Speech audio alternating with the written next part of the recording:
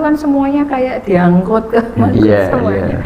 Tren apa Terus nanti bayar tiap harinya segini sekalian karena kan dipersiapkan makan sahurnya gitu ya. Program Jadi kayak itu memang harus idealnya semua sekeluarga gitu atau hanya cukup bapak-bapak aja yang mewakili dari ibu-ibu dan anak-anak. Sebenarnya kalau kita lihat gambaran iktikaf pada masa Nabi itu ya bapak-bapak yang di masjid ya.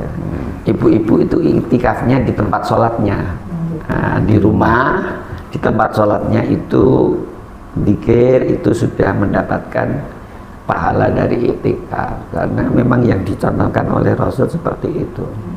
Ya, kalau kemudian ada tren seperti ini ya mudah-mudahan diterima aja.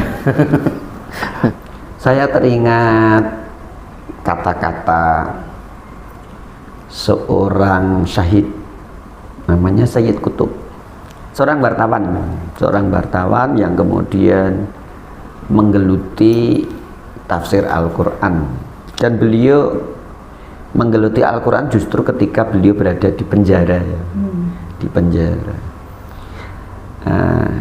Kata-kata ini saya hafal karena dulu ada seorang mahasiswi UIN minta bantuan itu tuh mau munakosah, diminta untuk iqrab itu. Akhirnya saya harus hafal itu. Al-hayatu fi zilalil Qur'an nikmatun la ya'rifuha illa man dzaqaha, nikmatun tarfa'ul umura wa tubarikuhu wa tuzakki.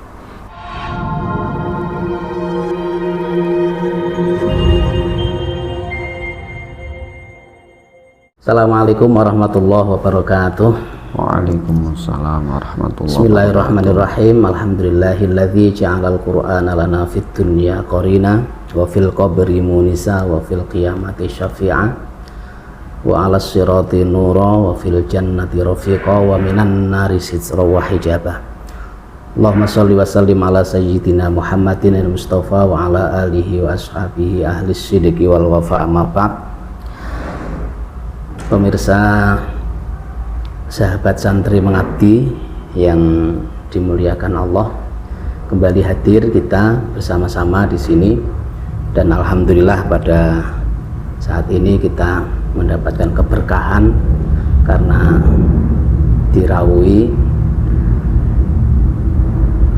Romo Kiai Haji Abdul Hakim Al-Hafidh. Beliau adalah guru Al-Quran, guru saya, guru kita semuanya, dan mungkin gurunya guru ngaji. Juga ada Bunyai Mariana Sofa spesial, beliau pengasuh pondok pesantren Al-Amna di Jatisari. Langsung pada hari ini kita akan bersama-sama belajar mengaji bersama Mbak Yai Abdul Hakim. Nanti insya Allah banyak sekali barokah ilmu yang akan kita dapatkan. Hari ini kita sudah masuk di akhir-akhir bulan Ramadan yang tentu kita ibadahnya harus semakin giat, semakin semangat untuk mendapatkan Lailatul Qadar dan juga keberkahan bulan Ramadan. Tapi sebelumnya di mana-mana ada peringatan nuzul Quran, kita akan mendengarkan dulu bagaimana nuzul Quran dan bagaimana nasihat-nasihat beliau untuk kita semuanya tentang sikap kita dan lain sebagainya terhadap Al-Quranul Karim. Monggo Pak Yai Abdul Hakim, wekdal kita semanggakan.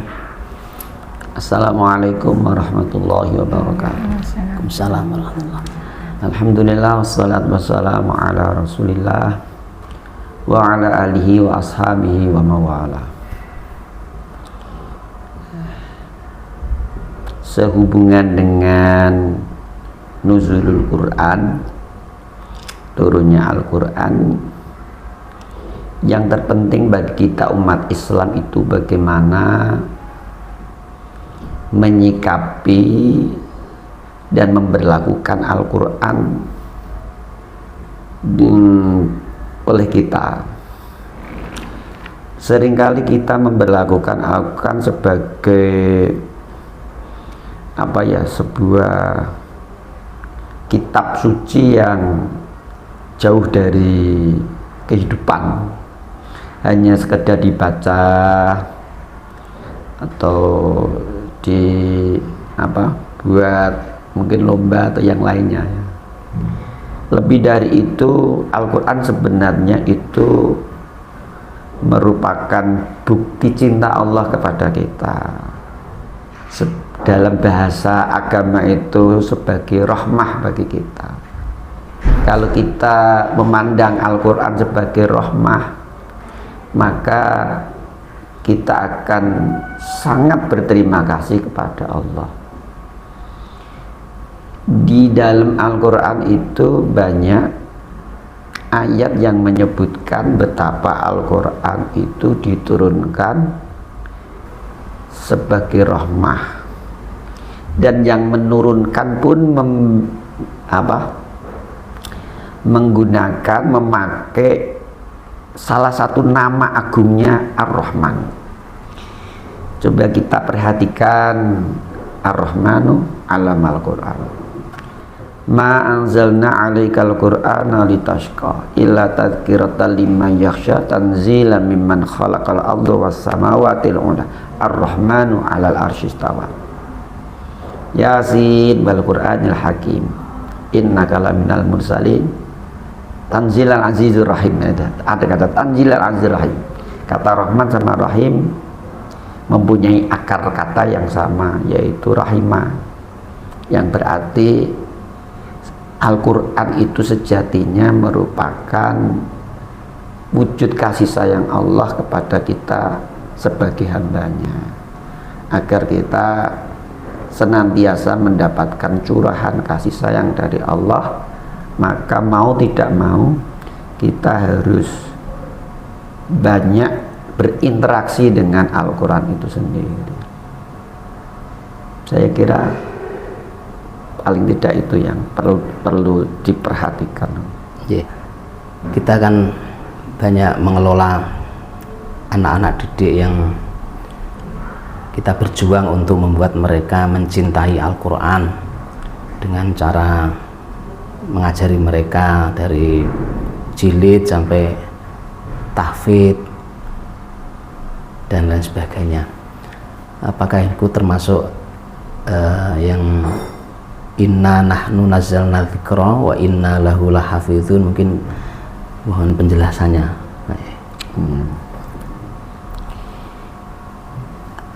Inna nahnu nazzalna dzikra wa inna lahu lahafizun.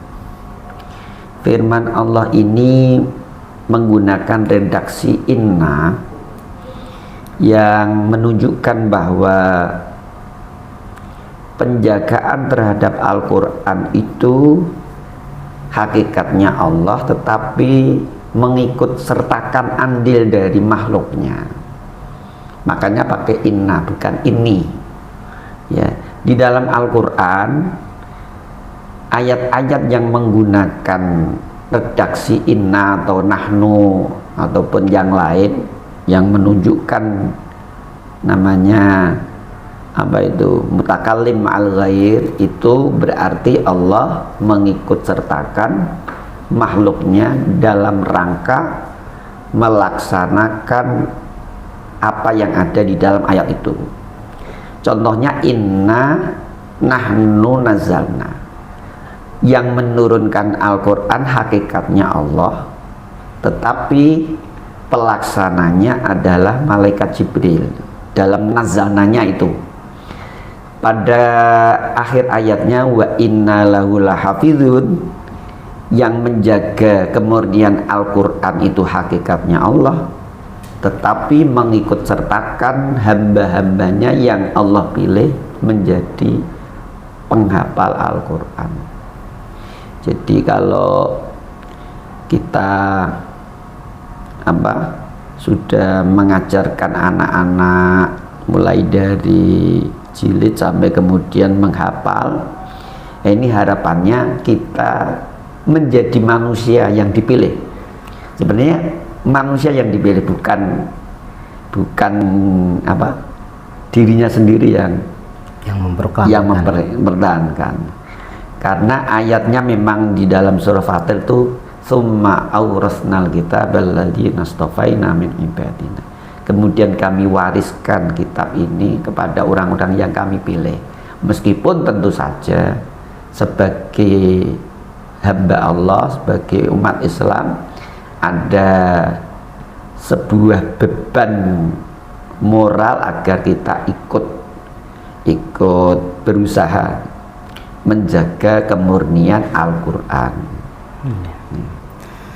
Kalau idealnya Pak Yai, idealnya untuk menjaga itu ya. Kalau kita kan ngajar, habis gitu untuk kita menjaga hafalan sendiri gitu. Maksudnya itu idealnya itu mengajar dengan kita menjaga dari Quran itu sendiri itu berapa persen atau yang penting itu ngajar dulu gitu, ngajar sampai selesai waktunya, habis itu sisanya baru kita itu menjaga dari hafalan itu. Idealnya berapa nih Pak ya? Mengajar dan menjaga hafalan atau murojaah itu sebenarnya saling terkait. Saya kira sangat sulit seorang hafid kalau tidak mau mengajar, karena justru dari mengajar itu muncul keinginan, motivasi untuk mempertahankan hafalannya. Jadi ini sangat berhubungan, tidak bisa dipisahkan. Orang yang hafal Al-Quran nggak mau mengajar, kemudian ingin menjaga Al-Quran itu sendiri ya, dari sendiri rasanya kok sulit kayaknya ya. Akan lebih bagus kalau di sela-sela menjaga hafalan itu dia punya kegiatan mengajar, mengamalkan. Ya, itu juga yang sebenarnya diwasiatkan oleh Rasulullah SAW. Khairukum man ta'allama al-Quran wa 'allama. Sebaik-baik kalian adalah yang belajar Al-Quran wa 'allama, dan mengajarkannya. Kalau kemudian nggak mau wa 'allama, ya berarti pada man ta'allama terus alamannya kapan? Kalau masalah menjaganya dengan mendengarkan ngajinya anak-anak, itu bagian dari menjaga. Tentu saja dikuatkan dengan tadarus murojaah sendiri. Ya pemirsa, ini Pak Yai Abdul Hakim ini juga selama bulan Ramadan ya, beliau mengasuh kajian tafsir di Masjid Agung Semarang. Itu kadang-kadang kalau kita sempat bisa ngalap berkah untuk rawuh ke Masjid Agung jam habis duhur, termasuk punya Ibu Sofa ini istiqomah ya. Dipaksa. Mungkin bagi yang tidak bisa rawuh langsung, iya, ada live streaming. Ada live streamingnya. Channel Masjid Agung Kauman. Channelnya Masjid Agung Kauman. Tapi terus pripun cara berkahnya itu? Pahalanya sama ikuti online langsung. Yang membedakan itu geraknya aja. Kalau mendengarkannya, keberkahan mendengarkan Al-Quran sama saja. Tapi yang membedakan itu langkahnya itu loh. Langkahnya.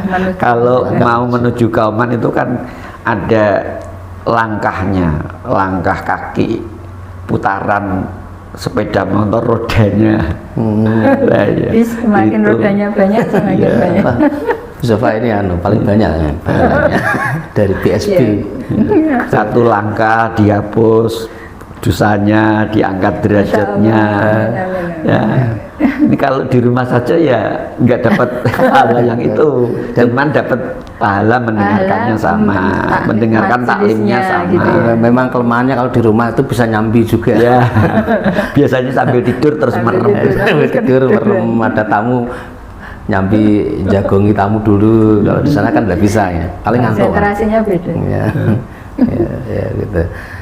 Ya, selain bulan Ramadan itu bulan Al-Quran, juga kita mengharapkan tentunya mendapatkan Lailatul Qadar. Mungkin sedikit bisa dimotivasi Lailatul Qadar atau bagaimana caranya itu mungkin bisa dianu Pak Yai. Lailatul Qadar, malam kemuliaan, itu sebenarnya tidak bisa dipisahkan dengan Al-Quran itu sendiri ya. Adanya Lailatul Qadar itu karena adanya turunnya Al-Quran. Kalau Al-Quran tidak turun, tidak ada Lailatul Qadar. Inna anzalnahu fi Lailatul Qadar. Sebenarnya malam-malam itu sama asalnya, nggak ada Lailatul Qadar. Oleh karena itu sebelum Rasulullah nggak ada itu Lailatul Qadar. Lailatul Qadar itu hanya milik kita umat Rasulullah Sallallahu Alaihi Wasallam. Sebelumnya nggak ada. Nah itu ada karena turunnya Al-Quran. Nah karena Al-Quran mulia, maka malam diturunkannya Al-Quran jadi mulia. Sama dengan bulan Agustus bagi orang Indonesia, sebenarnya bulan Agustus sama dengan bulan-bulan yang lain, tetapi karena kemudian kemerdekaan Indonesia di bulan Agustus, akhirnya bulan Agustus itu begitu mulia di pandangan bangsa Indonesia. Ya, sama dengan bulan Rabiul Awal, bulan kelahiran Nabi. Bulan kelahiran Nabi itu bukan termasuk Arba'atul Hurum, 4 bulan yang mulia. Tapi kenapa begitu mulia sekarang? Karena di bulan itu lahir manusia paling mulia. Jadi ikut keluberan barokah. Ya sama dengan Lailatul Qadar. Nah ini yang pertama. Lah kok bisa di malam likuran ganjil? Karena menurut riwayat Al-Quranul Karim itu pertama kali turun dari Lauhul Mahfud ke Baitul Izzah di langit yang terdekat dengan bumi di malam Lailatul Qadar.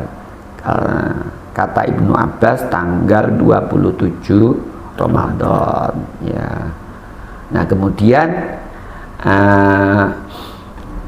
kemuliaan Lailatul Qadar itu kemudian berlangsung terus sampai hari kiamat, itu menurut pendapat jumhur ulama. Meskipun ada yang mengatakan Lailatul Qadar itu ya di satu kali saja pada saat Al-Quran itu diturunkan, tapi banyaknya riwayat dari Rasulullah menunjukkan bahwa Lailatul Qadar itu ada setiap tahunnya, Setiap Ramadan. nah, setiap Ramadan.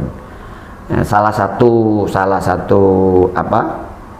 dalilnya adalah Sayyidatuna Aisyah pernah bertanya kepada Rasulullah, ya Rasul, apa yang aku mesti perbuat kalau saya mendapatkan Lailatul Qadar? Perbanyak membaca Allahumma innaka afuwun karim tuhibbul afwa fa'fu anna. Ya, siapa yang mendapatkan Lailatul Qadar ini, maka dia mendapatkan nilai ibadah yang setara dengan 1000 bulan. Yeah. Ya. Sebenarnya kita itu kepengen kupas tuntas setiap tema, misalnya Lailatul Qadar tuntas, tapi karena untuk bertemu dengan panjenenganipun itu sulit, maka cuplikan saja. Dan untuk bekal Ramadan itu ada Nuzul Quran, ada Lailatul Qadar, Kalau akhir-akhir Ramadan itu biasanya iktikaf. Iya. Dan ini iktikaf. Kita pengen dengar iktikaf dari beliaunya. Iya. Iktikaf salah satu ibadah yang dianjurkan dan dicontohkan oleh Rasulullah Sallallahu Alaihi Wasallam. Bahkan setelah tanggal 21 itu Rasulullah jarang sekali pulang ke rumah. Rumahnya masjid. Di masjid. Ya, di masjid.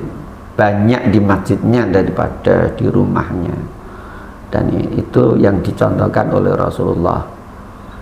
Allah Subhanahu wa taala secara khusus ya menyebutkan ibadah iktikaf sebagai salah satu ibadah yang dianjurkan di bulan Ramadan dalam satu ayat khusus, ayat surat Al-Baqarah 189 ya, kan nggak salah, 89 ya. Ya, 189.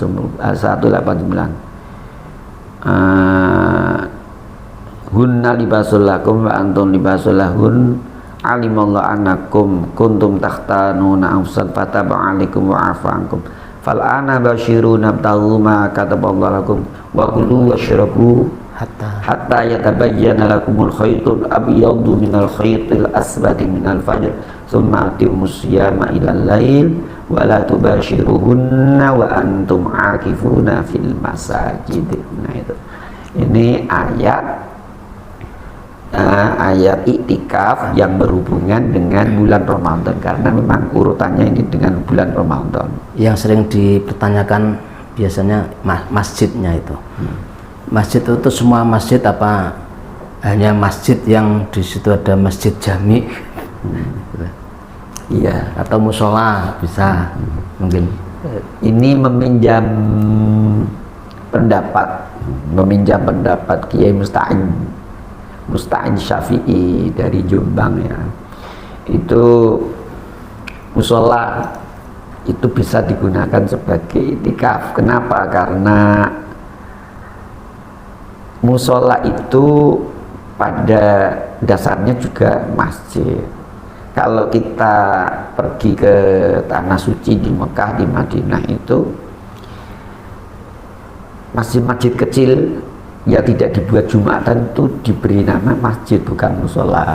Nah, ya sekarang di kita itu pakai nama musola, tapi fungsinya kan sama dengan masjid. Digunakan untuk beribadah, digunakan untuk ngaji. Yang jelas tidak pernah digunakan untuk yang mungkar-mungkar. Ya. Ya. Kalau fenomena sekarang Tapi itu tentu, semuanya sekeluarga gitu, ya, itu nggak ada aturannya harus bapak-bapak aja atau ibu-ibu. Anak boleh. Sekarang itu kan semuanya kayak diangkut ke Iya, semuanya. iya. Tren apa anu ya? Iya. Terus nanti bayar tiap harinya segini sekalian, karena kan dipersiapkan makan sahurnya. Oh, itu gitu ya. program anu ya. Ya, jadi kayak itu memang harus idealnya semua sekeluarga gitu, atau hanya cukup bapak-bapak aja yang mewakili dari ibu-ibu dan anak-anak. Sebenarnya kalau kita lihat gambaran iktikaf pada masa Nabi itu ya bapak-bapak yang di masjid ya. Ibu-ibu itu iktikafnya di tempat sholatnya. Di rumah, di tempat sholatnya itu zikir, itu sudah mendapatkan pahala dari iktikaf, karena memang yang dicontohkan oleh Rasul seperti itu. Ya, kalau kemudian ada tren seperti ini ya mudah-mudahan diterima aja. Mudah-mudahan tidak hanya tren ya. Ya, mudah-mudahan bukan hanya tren, benar-benar nilai akhlak, semangat. Dan itu dibetulkan ya secara syariatnya. Iya. Terakhir mungkin untuk Ramadan itu zakat ya, zakat niku ada kewajiban zakat untuk kita, dan biasanya akhir-akhir Ramadan itu juga sibuk kita dengan urusan zakat nih Pak.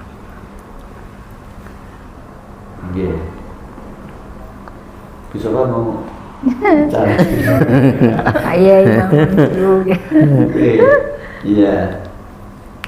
Kalau zakat fitrah memang apa? Harus dilakukan di bulan Ramadan. awal bulan Syawal, akhir bulan Ramadan. Ya. Orang menangi bulan Ramadan dan menangi awal bulan Syawal, itulah yang wajib zakat fitrah. Cuman yang menjadi permasalahan sekarang kok ya zakat mal itu kebanyakan dikeluarkan di bulan Ramadan. Nah, padahal zakat mal itu mestinya hitungannya pakai haul, pakai tahun. Kalau tahun punya uang gedenya itu misalkan kok dimulai dari bulan Dzulhijjah, ya zakatnya nanti Dzulhijjah. Jadi Itu digabungkan ke tapi Ramadan. ya tidak apa-apalah, barangkali pengen dapat pahala lebih. Ya, lebih gitu ya, di bulan Ramadan kan pahalanya gede. Itu artinya orang cerdas itu ya. Cerdas. Memanfaatkan kesempatan, sama dengan Lailatul Qadar tadi. Orang yang cerdas itu yang bisa memanfaatkan Lailatul Qadar, karena di luar bulan Ramadan nggak ada Lailatul Qadar. Ya. Bisa Pak, mungkin ada nambahi. Mumpung bertemu. Jadi, Ya. alhamdulillah ya, ini bertemu dengan orang-orang hebat nih. Terutama wabil khusus untuk Pak Yai Hakim. Ramadan itu saya gunakan untuk bagaimana saya lebih banyak saya gunakan untuk mendengarkan tausiahnya, dawuh-dawuh pun tadi.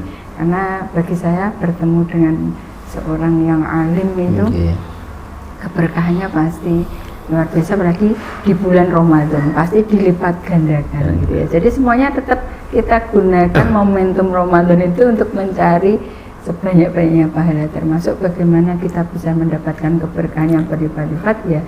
Kita datangi para alim di saat bulan Ramadan. Nah, nanti giliran di luar Ramadan, giliran kita ya ngajar-ngajar lagi. Makanya kalau di Al-Amna itu libur kajian dulu, biar kesempatan saya yang ganti ngangsu kawuh nggih kalih para alim.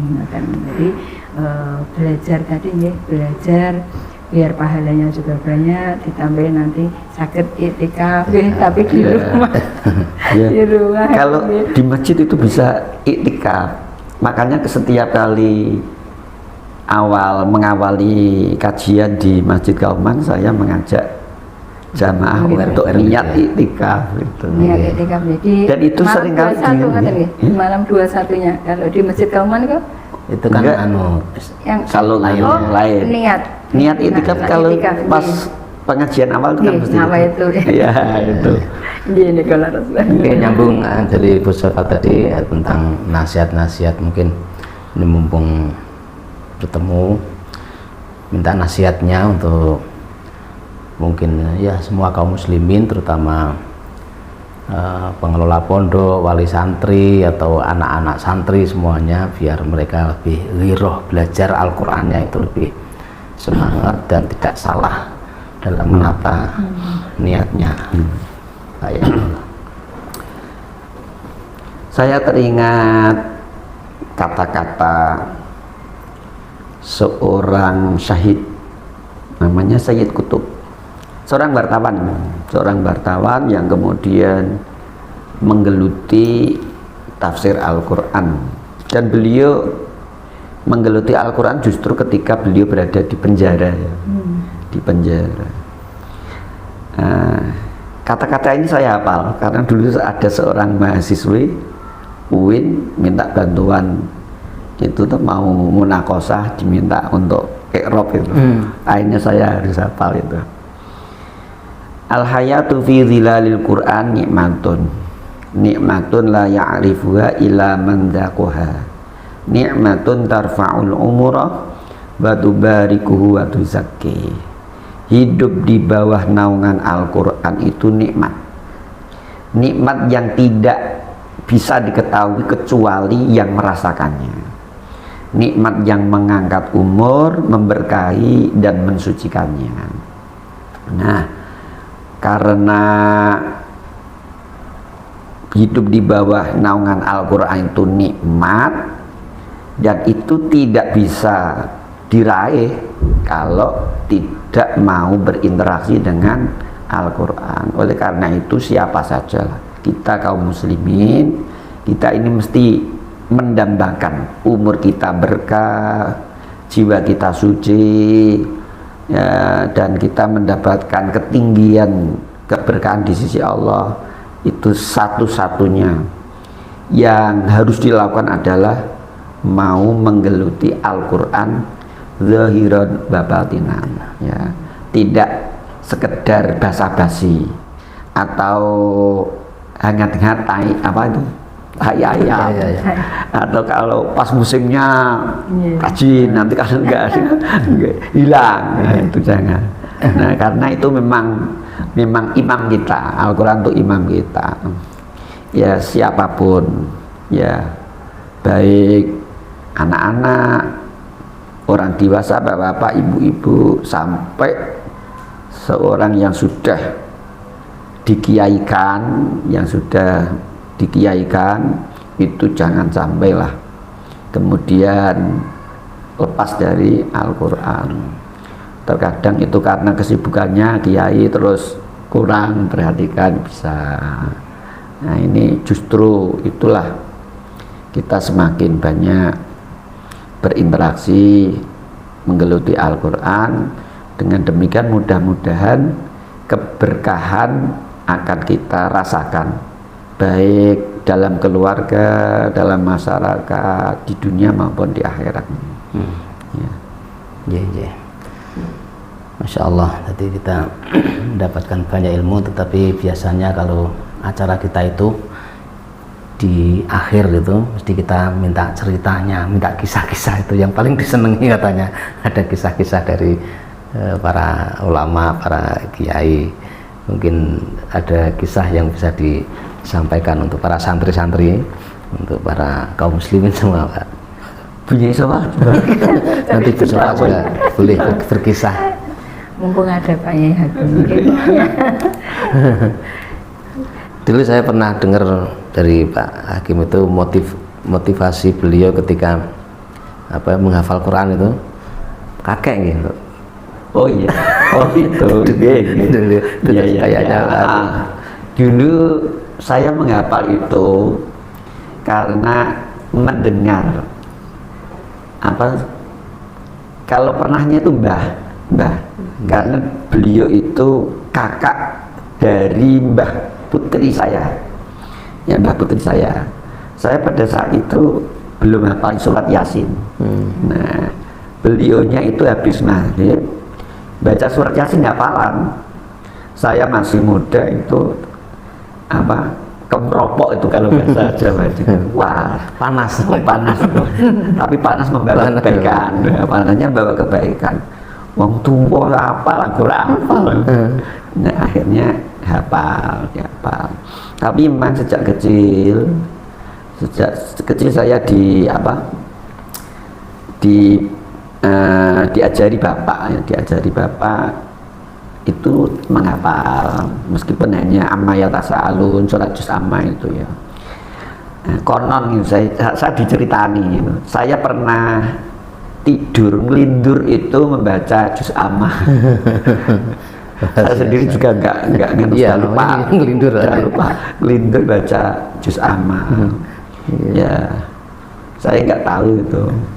Ya, barangkali Allah memilihkan jalan buat saya. Karena dulu saya itu habis SMA itu mau kuliah, Pak. Alhamdulillah tak ketompo, alhamdulillah. Ya. Justru dari nggak ketompo itu semangat menghafalnya lebih berlipat-lipat. Berarti sudah dewasa ya menghafal. Menghafal mulai 1 SMA, kelas 1 SMA. Dan itu secara bener-bener ya. Dan tren zaman dulu memang orang menghafal itu usia, bahkan mondok ya, itu trennya kan setelah lulus MTS itu baru mondok. Tapi akhir-akhir ini kan justru malah kecil-kecil itu dipondokkan. Alasannya memang masuk akal karena di rumah itu sudah tidak bisa meninggalkan handphone dan lain sebagainya, mainannya tidak terkendali, terus orang tua tidak bisa menunggui secara full, dan itu mungkin bagus ya.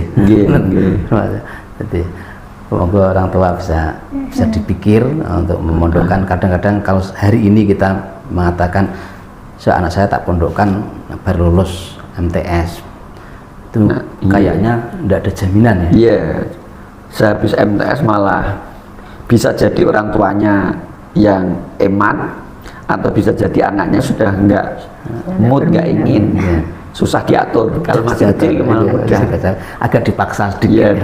sedikit. Alhamdulillahirrahmanirrahim, kita sudah banyak ilmu yang telah kita dapatkan. Insya Allah ilmu kita berkah dari beliau, dan beliau guru kita, dan kita mohon akhir acara ini kita mohon berkah doanya. Ayo doa. Allahumma salli wa sallim ala sayyidina Muhammad sayyidil awwalin wal akhirin. Wa radhiyallahu tabaraka wa ta'ala bi sadatina ashabi rasulillah ma'ana alhamdulillahi rabbil alamin. Hamdu syakirin min na'amin hamdan yuwafi ni'amahu wa yukammu majidah. Rabbana lakal hamdu kama yanbaghi li jalali wajhikal karim wa 'azimi dzalika. Allahumma ya daimal fadl al bariyah ya basitul yadaini bil 'atiyah ya sahibal mawabisan ya salli wa sallim wa barik ala sayyidina Muhammadin khairul warasajiyah. واغفر لنا يا ذا العلا في هذه العشية. ربنا ظلمنا أنفسنا وإن لم تغفر لنا وترحمنا لنكونن من الخاسرين. اللهم ارحمنا بالقرآن واجعله لنا إماما ونورا وهدى ورحمة. اللهم ذكرنا منه ما نسينا وعلمنا منه ما جهلنا وارزقنا تلاوته آناء الليل وأطراف النهار واجعل لنا حجة يا رب العالمين. اللهم ارحمنا بترك المعاصي أبدا ما أبقيتنا وارحمنا من أن نتكلف ما لا يعنينا وارزقنا حسن النظر فيما يرضيك عنا. اللهم بديع السماوات والأرض ذا الجلال والإكرام والعزة التي لا ترام نسألك يا الله يا رحمن بجلالك ونور وجهك أن تلزم قلوبنا حب كتابك وأن نتلو على النحو الذي يرضيك عنا ونسألك أن تنور بالكتاب أبصارنا وتطلق بألسنتنا وتشرح بصدورنا وتفرج عنا وتستعمل بأبداننا وتكفينا على ذلك وتعيننا عليه فإنه لا يعيننا على الخير غيرك ولا موافق له إلا أنت. ربنا تقبل منا صلاتنا وصيامنا وقيامنا وركوعنا وسجودنا وقراءتنا وتعبدنا وتمم تقصيرنا وتجاوز عن سيئاتنا.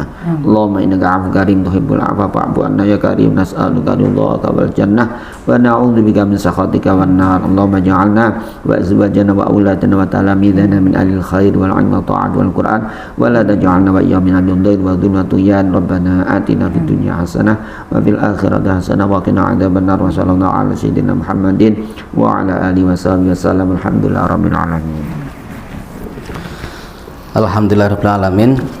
Sekali lagi beliau Pak Abdul Hakim kagungan pesantren di Ngalian ya, namanya Syifaul Janan. Kemudian ada Bunyai Sofa, ini pondok pesantren Al Amna, dua-duanya pondok pesantren Al-Qur'an. Monggo yang mau belajar serius, mengaji serius bisa sowan ke beliau, belajar Al-Quran kepada beliau. Bahkan Romo Yai Haji Abdul Hakim itu qiraah sab'ah sudah dikuasai oleh beliau. Terima kasih kerawannya Pak Hakim, Bu Sofa. Mudah-mudahan suatu saat kita bisa kumpul-kumpul bersama lagi ngaji bareng. Dan terima kasih semuanya. Assalamualaikum warahmatullahi wabarakatuh. Waalaikumsalam warahmatullahi wabarakatuh.